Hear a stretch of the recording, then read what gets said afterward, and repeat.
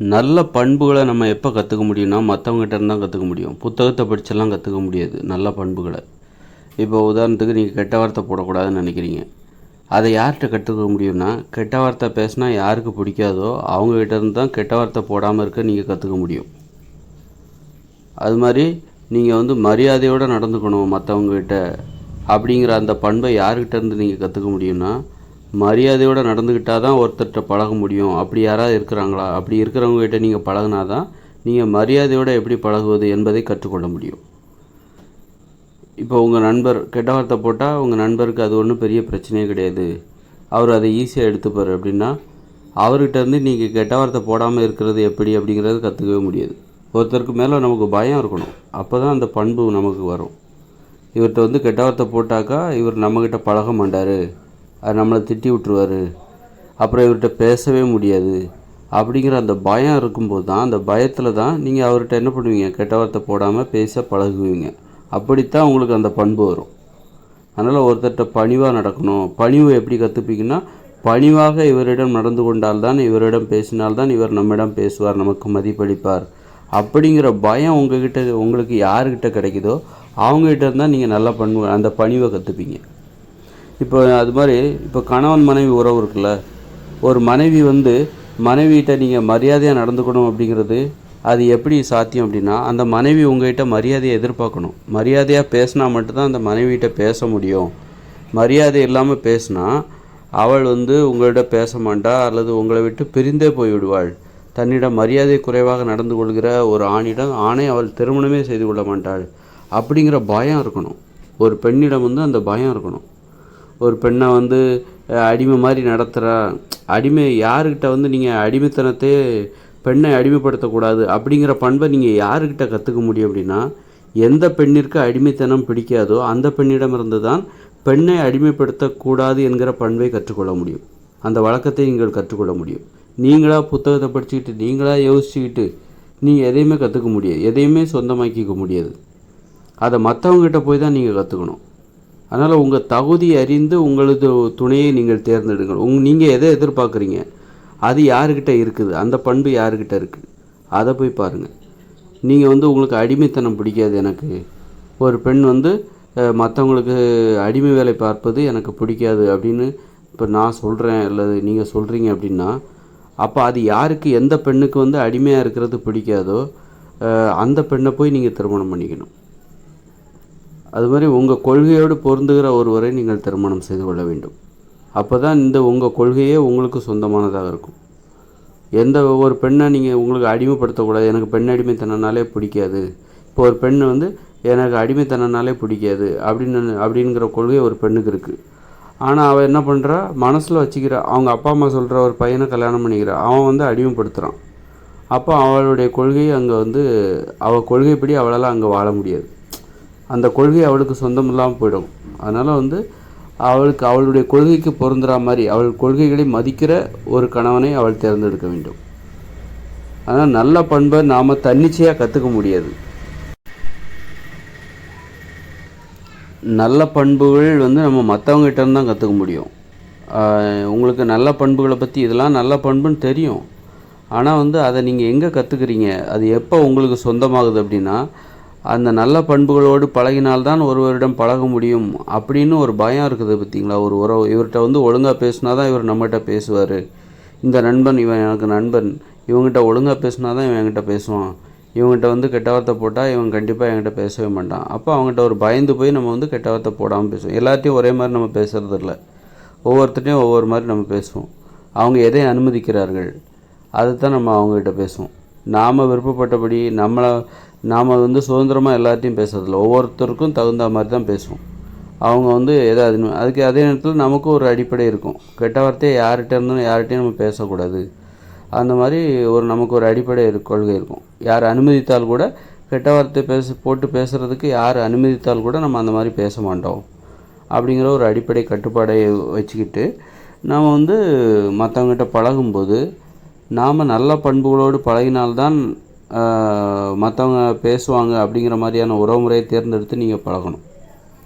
அதுக்கு தான் நல்ல பண்புடையவர்களிடம் ஏன் பழக வேண்டும் என்றால், நல்ல பண்புடையவர்கள் என்ன பண்ணுவாங்கனாக்கா, தீய பண்புகளை அனுமதிக்க மாட்டாங்க. தீய பண்புடன் அவங்ககிட்ட பேசினாக்கா, தீய வார்த்தைகளை பயன்படுத்தினால் அவர்கள் அனுமதிக்க மாட்டார்கள். அப்போ அவங்ககிட்ட ஒரு பயத்தோடு தான் பேசுவோம் கண்டிப்பாக. அப்போ அங்கே தான் நீங்கள் கெட்ட வார்த்தை போடாமல் கற்றுப்பீங்க. கெட்ட வார்த்தை போடக்கூடாது அப்படிங்கிறத நீங்கள் கற்றுக்கணுன்னாக்கா, கெட்ட வார்த்தை போடுறவங்ககிட்ட நீங்கள் பழகக்கூடாது. உங்கள்கிட்ட அவங்க வேறு யார்ட்டையும் கெட்ட வார்த்தை போட்டு பேசலாம். ஆனால் உங்கள்கிட்ட எப்படி பேசுகிறாங்க அதை நீங்கள் பாருங்கள். எல்லார்ட்டையும் எப்படி பேசுகிறாங்க அது முக்கியம் கிடையாது. உங்கள்கிட்ட அவங்க எப்படி பேசுகிறாங்க. அதனால் நீங்கள் மற்றவங்களுக்கு கற்றுக் கொடுக்கலாம். கெட்ட வார்த்தை போடாமல் இருக்கிறது எப்படி அப்படின்னு மற்றவங்களுக்கு எப்படி கற்றுக் கொடுக்கலான்னா, உங்கள்கிட்ட யாரும் கெட்ட வார்த்தை போட்டு பேசுனீங்கன்னா அவங்கக்கிட்ட பேசாதீங்க, அவங்களுக்கு மதிப்பளிக்காதீங்க. அப்போது உங்கள்கிட்ட பேசினா இவர்கிட்ட கெட்ட வார்த்தை போட்டு பேசக்கூடாது, பேசினா இது இவருக்கு பிடிக்காது அப்படின்னு சொல்லிட்டு உங்கள்கிட்ட உங்களுக்கு தகுந்த மாதிரியே நல்ல வார்த்தைகள் பயன்படுத்தி பேசுவாங்க. அதன் மூலம் அவர்கள் நல்ல வார்த்தைகள் பேசுவதற்கு உங்கள் மூலம் கற்றுக்கொள்கிறார்கள். உங்களிடமிருந்து கெட்ட வார்த்தைகள் பேசாமல் இருப்பது எப்படி என்பதை அவர்கள் கற்றுக்கொள்கிறார்கள். நீங்கள் அவர்களுக்கு கற்றுக் கொடுக்கிறீர்கள். இதுதான் பாருங்கள், எவ்வளோ பெரிய விஷயம் பாருங்கள். அப்போ நீங்கள் நல்ல பண்புகளை மற்றவங்களுக்கு எப்படி கற்றுக் கொடுக்கணுன்னா, நீங்கள் நல்ல பண்புகளுடன் நீங்கள் வாழ்கிறீர்கள் அப்படிங்கும்போது, அப்போ நல்ல பண்புகளோடு தான் இவரிடம் பேச வேண்டும். இவரிடம் பழகினால் நல்ல வார்த்தைகளை பேச வேண்டும், இல்லை என்றால் இவர் பேச மாட்டார் அப்படின்னு மற்றவங்களுக்கு தெரியணும். அப்போ மற்றவங்க உங்கள்கிட்ட ஒரு பயத்தோடே பேசுவாங்க. இவர் தவறி கூட இவர்கிட்ட தவறான வார்த்தையை பயன்படுத்திடக்கூடாது. அப்படி பயந்து பேசும்போது அவங்க கற்றுக்கிறாங்க எப்படி நல்ல வார்த்தைகளை ஒருவரிடம் பேசுவது, கெட்ட வார்த்தைகளை தவிர்த்து விட்டு நல்ல வார்த்தைகளுடன் ஒருவரிடம் எப்படி பேசுவது என்பதை உங்கள் மூலம் அவர் கற்றுக்கொள்கிறார். அவர்களுக்கு நீங்கள் கற்றுக் கொடுக்கிறீர்கள். அப்போது நீங்கள் கற்றுக் கொடுக்கிறவராக இருக்க வேண்டும். நல்ல பண்புகளை கற்றுக் கொடுக்கிறவராக இருக்க வேண்டும். அதே மாதிரி நல்ல பண்புகளை கற்றுக்கொள்கிறவர்களாகவும் இருக்க வேண்டும். நல்ல பண்புடையவர்களை, அதுதான் நல்ல பண்புடையவர்களிடம் போய் சேரணுங்கிறது, பழகணுன்றது. நல்ல பண்புடையவர்களிடமிருந்து தான் நல்ல பண்புகளை கற்றுக்கொள்ள முடியுமே தவிர, கெட்ட பண்பு உள்ளவரிடம் பழகினால் நல்ல பண்புகளுக்கு அங்கே கற்றுக்கொள்வதற்கு வாய்ப்பே கிடையாது. அதனால் பண்பு என்பது நல்ல பண்பு மற்றவங்ககிட்ட இருந்தால் நம்ம கற்றுக்குறோம். அதை நல்லா புரிஞ்சுக்கணும். நாம் புத்தகத்தை பார்த்துக்கிட்டோ தன்னந்தனியாக யோசிச்சுட்டோ நாம் எதையும் கற்றுக்க முடியாது. அதனால் நாம் பழகிறவர்கள் நல்லவர்களாக இருக்கிற பார்த்துக்கணும். நல்ல பண்பு உடையவர்களா என்பதை பார்த்து பழக வேண்டும்.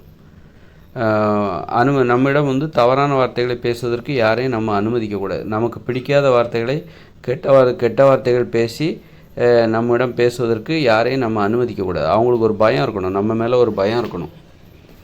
அவர் கெட்ட வார்த்தை போட்டு பேசினா நம்ம ஒன்றும் திருப்பி அடிக்க போகிறதில்ல, அவர்கிட்ட பேச மாட்டோம். அதன் பிறகு அவரிடம் முகம் கொடுத்து பேச மாட்டோம். அவருக்கு நம்ம மரியாதை கொடுக்க மாட்டோம். அந்த பயம்தான் நமக்கு தேவை. நம்ம அதுக்காக என்கிட்ட எது கெட்ட வார்த்தை போட்டு பேசுகிற அப்படின்னு சொல்லிட்டு அவர்கிட்ட போய் சண்டை போட தேவையில்லை. அடுத்த முறை பேச வேண்டாம். அந்த மாதிரி சொல்லிடலாம், இந்த மாதிரி கெட்ட வார்த்தை போட்டு பேசாதீங்க என்கிட்ட அப்படின்னு சொல்லிடலாம். சொல்லிவிட்டு திருந்தினார்னா பார்க்கலாம், திருந்தலைன்னா அவர்கிட்ட பேச வேண்டிய அவசியம் இல்லை. அந்த மாதிரி நாம் மற்றவருக்கு கற்றுக் கொடுக்குறவராக இருக்கணும். நம்ம மேலே ஒரு பயம் இருக்கணும். அந்த பயம் நமக்கு தகுந்த மாதிரி மற்றவங்க பேசணும். அப்போது நம்மகிட்டேருந்து ஒரு நல்ல விஷயத்த அவங்க கற்றுக்குறாங்க, நல்ல விஷயத்த நம்ம அவங்களுக்கு கற்றுக் கொடுக்குறோம். அதனால் நல்ல விஷயத்த நம்ம மற்றவங்ககிட்டேருந்து தான் கற்றுக்க முடியும். புத்தகம் படிச்செல்லாம் கற்றுக்க முடியாது. மனுஷங்கிட்டேருந்து தான் கற்றுக்க முடியும். மனுஷங்க மேலே தான் மனுஷங்களுக்கு ஒரு பயம் இருக்கும். புத்தகத்தின் மேலே நமக்கு ஒரு பயம் இருக்காது. அந்த பயம் தான் நமக்கு ஒன்றை கற்றுக்கிட்டா அதுக்கு நம்ம சொந்தமாகும். நீங்கள் 1000 புத்தகத்தை படிக்கலாம், ஆனால் யார்கிட்டையுமே நீங்கள் பழகலைன்னு வச்சுக்கோங்களேன். பெரிய உயர்ந்த புத்தகத்தெல்லாம் நீங்கள் படிச்சிட்டீங்க, ஆனால் யார்கிட்டையுமே நீங்கள் பழகிறதில்ல, எடுத்தறிஞ்சு பேசுகிறீங்க அப்படின்னா எந்த கருத்துமே உங்களுக்கு சொந்தமாக வராது. நல்ல பண்பு உங்களுக்கு ஏற்படவே செய்யாது. நல்ல பண்பு எப்படின்னா ஒரு பயத்தினால்தான் ஏற்படும்.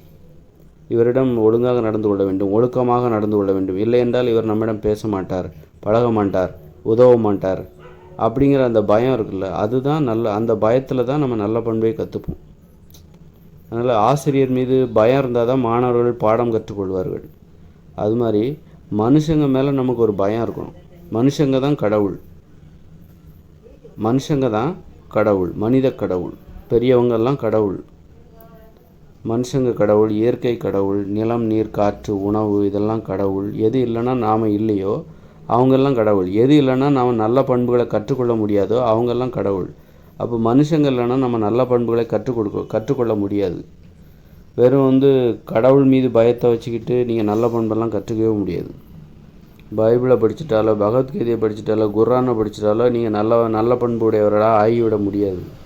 நல்ல பண்புகளை கற்றுக்கொள்ள முடியாது. பிறரிடமிருந்து தான் நல்ல பண்புகளை கற்றுக்கொள்ள முடியும். மனுஷங்க மேலே உள்ள பயம்தான் நீங்கள் நல்ல பண்புகளை கற்றுக்கொள்வதற்கு காரணம். அவரிடம் நீங்கள் ஒரு ஆசிரியரிடம் மரியாதை நடந்து கொண்டால்தான் அவரிடமிருந்து ஆசிகளை பெற முடியும், ஆசீர்வாதத்தை பெற்று பாடம் கற்றுக்கொள்ள முடியும். அந்த பயம் இருந்தால் தான் அவன் பாடம் கற்றுக்க முடியும். ஆசிரியரை மதிக்கவே மாட்டேங்கிறான், அவனுக்கு எப்படி பாடம் ஏறும்? ஒரு ஆசிரியர் மீது ஒரு பயம் இருக்கணும், அப்போ தான் அவனுக்கு பாடம் ஏறும். பாடம் தலையில் ஏறும், கல்வி கற்றுக்கொள்ள முடியும். அந்த பயம்தான் தேவை. வாழ்க்கையில் நமக்கு ஒரு பயம் இருக்கணும். அதுதான் பக்தி. மனுஷங்க மேலே உள்ள அந்த பயம் இருக்குல்ல, அதுதான் பக்தி. அந்த பக்தி இருந்தால் தான் நமக்கு நல்ல விஷயங்களை கற்றுக்க முடியும். நல்ல விஷயங்களை கற்றுக்கிறதுக்கு அந்த பயம்தான் காரணமாக இருக்குது, வேறு எதுவுமே காரணமாக இல்லை. அதனால் ஒரு கணவன் மனைவி உறவு ரொம்ப அடிப்படையான உறவு. நீங்கள் உங்கள் கணவன் மனைவி உறவில் நாகரிகமே இல்லை, நல்ல பண்புகளே இல்லைன்னா எங்கே போனாலும் கற்றுக்க முடியாது. எப்பேற்பட்ட நல்லவர்கிட்ட பழகினாலும் உங்களால் கற்றுக்க முடியாது. கணவன் மனைவியும் கெட்ட வார்த்தை போட்டு திட்டிக்கிறீங்க, ஒருத்தர் அடிச்சுக்கிறீங்க, அசிங்கப்படுத்திக்கிறீங்க. நீங்கள் எவ்வளோ வெளியில் போயிட்டு நீங்கள் எவ்வளோ பெரிய உயர்ந்தவர்கிட்ட போய் பழகினாலும் உங்களுக்கு நல்ல பண்புகள் வரவே வராது. அதனால் நல்ல பண்புகள் உங்களுக்கு சொந்தமாக ஆகாது. அதனால் அடிப்படையான உறவு, அதை தீர்மானிப்பதில் சரியாக தேர்ந்தெடுத்து கொள்ள வேண்டும். சரியான ஒரு உறவை, துணையை தேர்ந்தெடுத்து கொள்ள வேண்டும். அதனால் அது ரொம்ப முக்கியமான விஷயம். அதுதான் ஆண் பெண் சமத்துவம் ஏன் தேவை. பெண்களையும் சுதந்திரமாக வாழ விடுங்க. அவங்களா பார்த்து அனுபவங்களை சந்தித்து நல்ல பண்புகளை கற்றுக்கிறதுக்கான ஒரு வழிகளை ஏற்படுத்துங்க வாழ்க்கையில். அப்போ தான் பெண்கள் ஒரு மாதிரி இருக்காங்க, ஆண்கள் ஒரு மாதிரி இருக்காங்க. அப்போ ஆண்கள் மட்டும் நல்ல பண்புகளோடு இருக்க முடியாது. பெண்களுக்கு சுதந்திரத்தை கொடுங்க, அவங்க சுதந்திரமாக அந்த உலக அனுபவங்களை எதிர்கொள்ளணும். அப்போ தான் அவங்களுக்கு நல்ல பண்புகள் வரும். பெண்களை வீட்டில் பூட்டி வைக்கிறதே உங்களுக்கு வேலையாக, படிக்கும்போதும் சரி, ஸ்கூலுக்கு போயிட்டு வீட்டுக்கு வந்துரு, காலேஜுக்கு போயிட்டு வீட்டுக்கு வந்துரு, அப்புறம் வேலைக்கு போயிட்டு வீட்டுக்கு வந்துரு, வெளியில் சுற்றாத. இப்படி அடிமைப்படுத்தி பெண்களுக்கு பெரும்பாலும் நல்ல பண்புகள்லாம் பெரும்பாலான பெண்கள்கிட்ட இல்லைன்னு தான் சொல்லணும். ஏன்னா அவங்களுக்கு வெளி உலக அனுபவங்கள் இல்லை. அதனால் அப்போ ஆண்களுக்கு மட்டும் எப்படி நல்ல பண்புகள் வந்துட முடியும்? பெண்களை தான் ஆண்கள் திருமணம் செஞ்சுக்க போகிறாங்க. ஆண்களுக்கு நல்ல பண்பு வரணும்னா நல்ல பண்புகளோடு பெண்கள் இருக்கணும். அப்போ தான் பெண்களிடமிருந்து ஆண்கள் கற்றுப்பாங்க. பெண்களிடம் மரியாதையாக நடந்துக்கிட்டால் தான் அவங்க பேசுவாங்க, அவங்க மரியாதை எதிர்பார்ப்பாங்க அப்படிங்கிற கருத்து ஆணுக்கு இருக்கணும். ஒரு மனைவியிடம் மரியாதையாக பேசினால்தான் அவள் தன்னிடம் பேசுவாள், தன்னிடம் வாழுவாள் அப்படிங்கிற பயம் இருக்கணும் ஆணுக்கு. இல்லைன்னா அவன் நம்மளை விட்டு பிரிஞ்சு போயிடுவா. கோச்சிப்பா அப்புறம் பேசிப்பா அப்படின்னா அது வேலைக்கு ஆகாது, பிரிஞ்சிருவா. ஒழுங்காக மரியாதையாக பேசலைன்னா அவள் தன்னை விட்டு பிரிஞ்சு போயிடுவா அப்படிங்கிற பயம் இருக்கணும். அதனால் ஆண் பெண் சமத்துவம் அது இருந்தால் தான் பெண்களும் நல்ல விஷயங்களை கற்றுப்பாங்க. பெண்கள் சுதந்திரமாக ஆண்களைப் போல சுதந்திரமாக வாழ வேண்டும், சுதந்திரமாக அனுபவங்களை எதிர்கொள்ள வேண்டும். அதன் மூலம் மட்டும்தான் பெண்கள் நல்ல விஷயங்களை கற்றுப்பாங்க. அப்போ தான் ஆண்களும் நல்ல விஷயங்களை கற்றுக்க முடியும். ஆண்கள் மட்டும் சுதந்திரமாக இருக்கிறது, பெண்களை மட்டும் அடிமைப்படுத்துறது. அப்போ பெண்களுக்கு விவரம் தெரியாது, உலக விவரம் தெரியாது. நல்ல பண்பு, உலக விவரம், நிறைய அனுபவங்களை சந்திக்கும் போது தான் நல்ல பண்புகள் ஏற்படும். ஆணையே நீங்கள் சுதந்திரமாக வாழ விடாமல் அவனை வீட்டுக்குள்ளே வச்சுருந்தா அவனும் கெட்ட பண்புகள் தான் ஏற்படும். அதனால் பெண்கள் அவங்கள சுதந்திரமாக விட்டால் தான் அவங்களுக்கு நல்ல பண்புகள் வரும். பெரும்பாலான பெண்களுக்கு நல்ல பண்புகள் இல்லைங்கிறது தான் உண்மை. அதற்கு காரணம் அவர்களுடைய வாழ்க்கை முறை தான் காரணம். அப்போ பெண்களை தான் ஆண்கள் திருமணம் பண்ணிக்க போகிறாங்க. திருமணம் பண்ணிக்கும்போது அந்த பெண்களுடைய குணம் தான் ஆண்களுக்கும் வரும். அப்போ ரெண்டும் ஒரு சமநிலையில் ஒரு உடன்படிக்கை. சரி, உன் குணத்தை நானும் அனுமதிச்சுக்கிறேன். அப்போ ஒரு பெண்ணின் குணம் தான் ஆணுகிட்டே இருக்கும். அடிமைப்படுத்துகிற அப்போ ஆண் என்ன பண்ணுறான், பெண்களை அடிமைப்படுத்துகிறான், அவங்கள சுதந்திரமாக வாழ அனுமதிக்கலை. அப்போ அவனுக்கும் கெட்ட குணம் தான் இருக்கும். பெண்கள் சுதந்திரமாக வாழலை, அதனால் பெண்களுக்கும் கெட்ட குணம் தான் இருக்கும். சுதந்திரமாக வாழலை, சுதந்திரமாக அனுபவங்களை எதிர்கொள்ளலை, நல்ல விஷயம் கெட்ட விஷயம் எதுன்னு தெரியாமல் பெண்களை பெரும்பாலான பெண்களை நான் சொல்கிறேன். விதிவிலக்காக நிறைய பேர் இருப்பாங்க.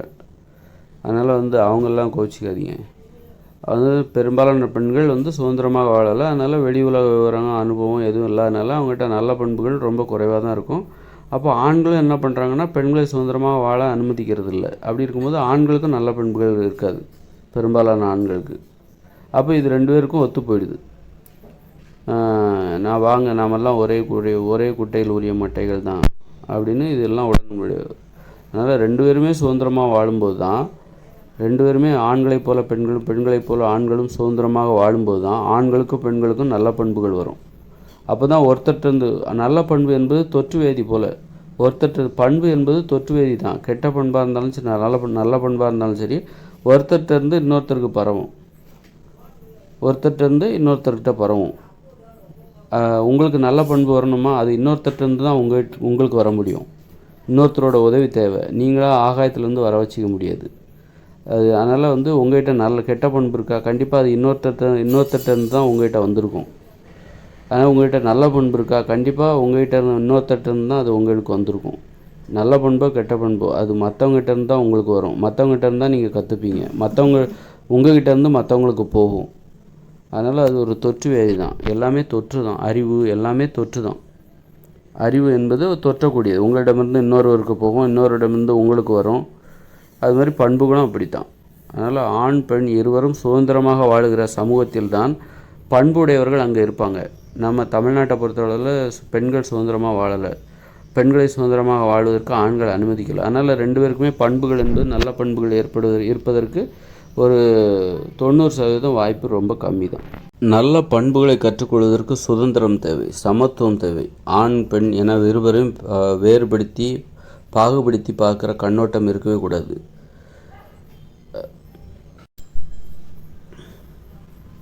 ஆண்களைப் போல பெண்கள் வாழ வேண்டும், பெண்களைப் போல ஆண்கள் வாழ வேண்டும். ஆண்கள் எப்படியெல்லாம் வாழ்கிறார்களோ அப்படியெல்லாம் பெண்கள் வாழ வேண்டும், பெண்கள் எப்படியெல்லாம் வாழ்கிறார்களோ அப்படியெல்லாம் ஆண்கள் வாழ வேண்டும்.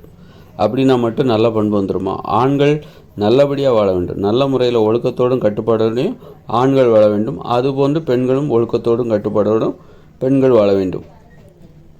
பெண்கள் எப்படி ஒழுக்கத்தோடும் கட்டுப்பாடோடும் வாழ்கிறார்களோ அது சுதந்திரமாக வாழ வேண்டும். சுதந்திரம்னாலே அது ஒழுக்கம் கிடையாது, கட்டுப்பாடு கிடையாதுன்னு நினச்சிட்ருக்காங்க. சுதந்திரம் என்பது ஒழுக்கத்தையும் கட்டுப்பாட்டையும் உள்ளடக்கியது தான். அப்பொழுது தான் சுதந்திரத்துக்கே மதிப்பு வரும். அதனால் சுதந்திரத்தையும் ஒழுக்கத்தையும் அடிப்படை உள்ளடக்கி ஒரு சுதந்திரமான ஒரு வாழ்க்கையை பெண்கள் வாழ வேண்டும். அதுபோன்ற ஒரு வாழ்க்கையை ஆண்களும் வாழ வேண்டும்.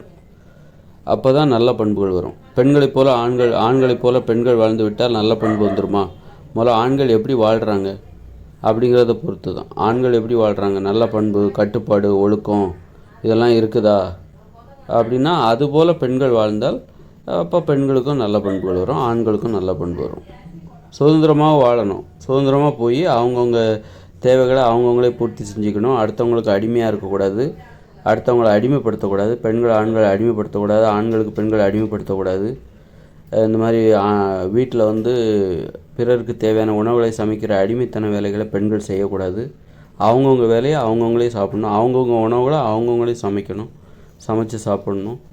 பிறரை அடிமைப்படுத்தக்கூடாது, பிறரை இடையூறு செய்யக்கூடாது. சுதந்திரமாக வாழ வேண்டும், சுதந்திரமாக அனுபவங்களை எதிர்கொள்ள வேண்டும். நீ நல்லது கெட்டது அவங்கவுங்களே தெரிஞ்சுக்கணும். மற்றவங்க சொல்லி நீ உனக்கு தெரியாது, ஒன்றும் தெரியாது, நீ வீட்டிலே உட்காரு அப்படின்னு சொல்லிட்டு பெண்களை எல்லாம் அடக்கக்கூடாது. அடக்கிற வேலைகளில் ஆண்களில் ஈடுபடக்கூடாது. நல்லது கெட்டது சுதந்திரமாக வாழ்ந்து அவங்கவுங்களே தெரிஞ்சுக்கணும். சுதந்திரமாக அனுபவங்களை எதிர்கொள்ள வேண்டும். அப்போ தான் அவங்களுக்கு நல்ல பண்புகள் வரும். எந்தவித அனுபவமே இல்லாத ஒருத்தரை நீங்கள் நல்ல பண்புடையவர்னு சொல்லவே கூடாது. எந்தவித அனுபவமே இல்லை அவங்களுக்கு அப்படின்னா அவங்க அவங்கள என்னன்னு சொல்கிறது, அவங்ககிட்ட நல்ல பண்பும் இல்லை கெட்ட பண்பும் இல்லைன்னு சொல்லலாம்.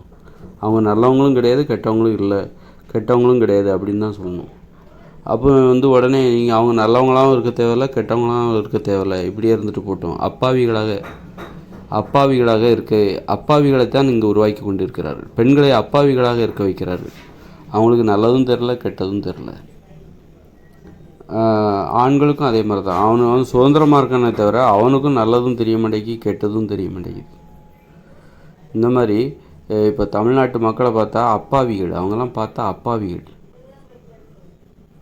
அப்பாவி மக்களாக அவர் வாழ்ந்து கொண்டு இருக்கிறார்கள்.